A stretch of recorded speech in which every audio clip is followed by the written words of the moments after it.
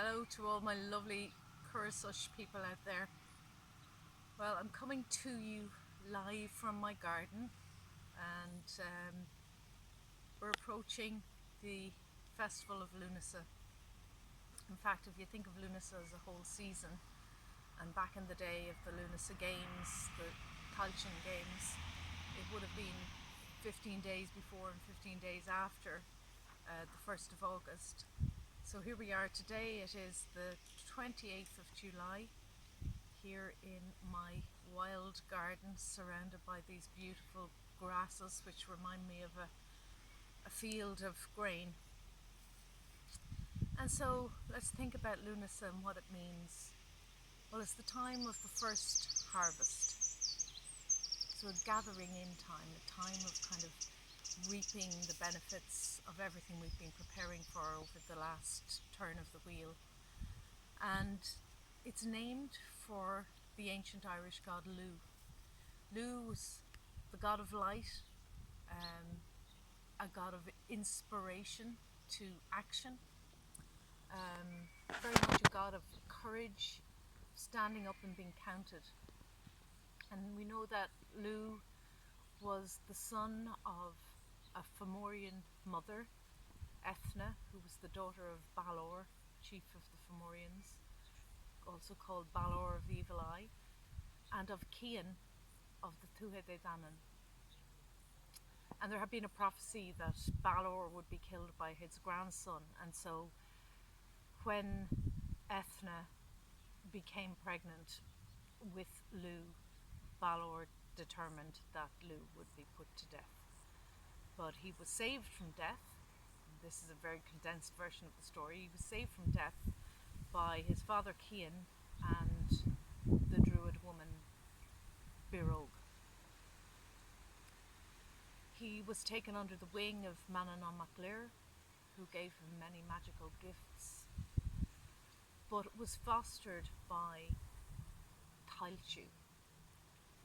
Tailltiu was the wife of a Firbolg chief, and so she was honoured on through the different phases and the different races of Ireland, and we honour her today as a goddess of the harvest. But particularly at this time I remember Tailltiu because we are told that she cleared the land of Ireland to prepare it for agriculture, and that she gave so much of her life force, of her energy to this task that it said her heart burst. So she gave her life effectively to bring sustenance and abundance and growth. So I think one of the things to remember at this time is that this is the time of gathering in. We gather the fruits of the harvest, and then next month we'll have, in Irish, September is Man-for. So we have Lughnasadh in August, we have Man-for in September, and we have Therefore in October, which is literally Lughnasadh, the time of Lugh, the middle harvest, and the last harvest, the end harvest. So when we prepare for what it is that we're going to harvest, when we prepare for what it is that we're going to gather in when the harvest time comes, we also need to make sure that we're there to receive that bounty, to receive that abundance. And so I think Tailltiu's story also reminds us about boundaries, not to empty ourselves out completely when we're preparing the way for some new project, or for what we want to do in the future, or for what we give to our communities, our friends, our families, campaigns we're involved in, activism, whatever it is, to maintain some of that sustenance for ourselves. And Lugh, of course, is an inspirer to action, because as he grows to adulthood and becomes part of the household of King Nuada, he comes to realise that Nuada is, and the Tuatha are paying tribute, or paying taxes to the Fomorians in order for peace to reign, so that they will be free of the piratical raids of the Fomorians up and down the land of Ireland. The Fomorian stronghold being on Tory Island off the coast of Donegal.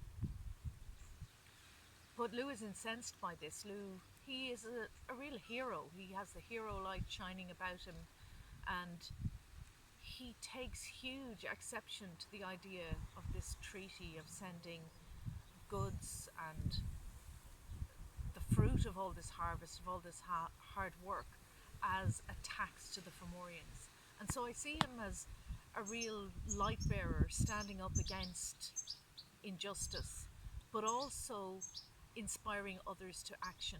And I think at this time, this current Lughnasadh, with all that's going on in the world, all the injustice with the Black Lives Matter issue and the protests and the corruption in governments across the world, we have to look at what kind of a harvest do we want for the world, what kind of a harvest do we want for our community, and to take some inspiration from Lugh and to stand up and be counted.